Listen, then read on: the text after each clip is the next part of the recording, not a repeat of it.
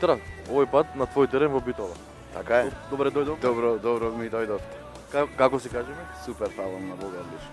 Со Михел Малио, тоа ви е секојдневен ритуал или Па да ти кажам право, да, веќе го имаме онај односот, нели, татко, син, кој што верувам секој родител го има.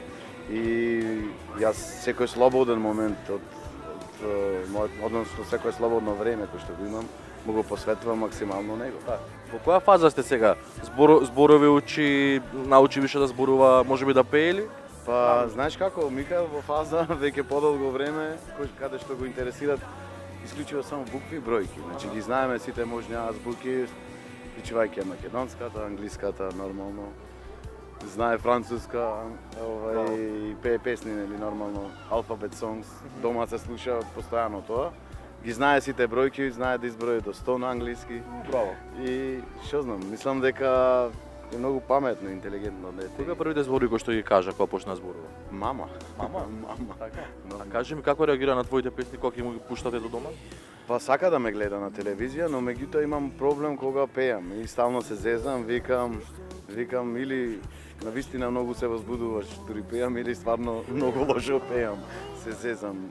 Ги сака песните мои, сака многу музика и сега како што расти некако се повеќе ја сака музиката и постојано пее дома. Постојано пее, си има нели овие детски песни кои што се слушаат по цело време во домот. Така. Велат дека кога нели ќе се оствари човек како родител, му се минува животот. Колку има вистина во тоа? Па Тебе ти се смени животот? Па ми се смени многу затоа што искрено можеби тоа е и спонтано, не дека нешто посебно се смени заради него.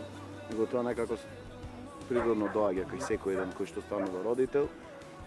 Едноставно мојот живот го префрлам на него и се што правам, се што правам да можам него да му направам да има среќно безгрижно детство и нормално да го извадам на еден пат кој што си го имам замислено за него дека треба да го води во животот.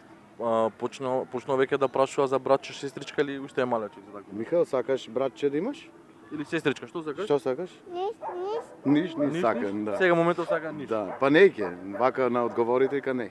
Така. Нормално, секој дете претпоставам дека удобноста неки да изгуби ни првото место, али размислуваме со Кристина за проширување на семејството, така дека. Како се викаш, ајде кажи? Како се викаш ти? Михаил. Како се презиваш? Михаил. А како се презиваш? Како се презиваш? До? Донески. Ете така. Браво. Ти ќе бидеш пеач како тато? Тато. Ќе пееш како тато? Сакаш да пееш?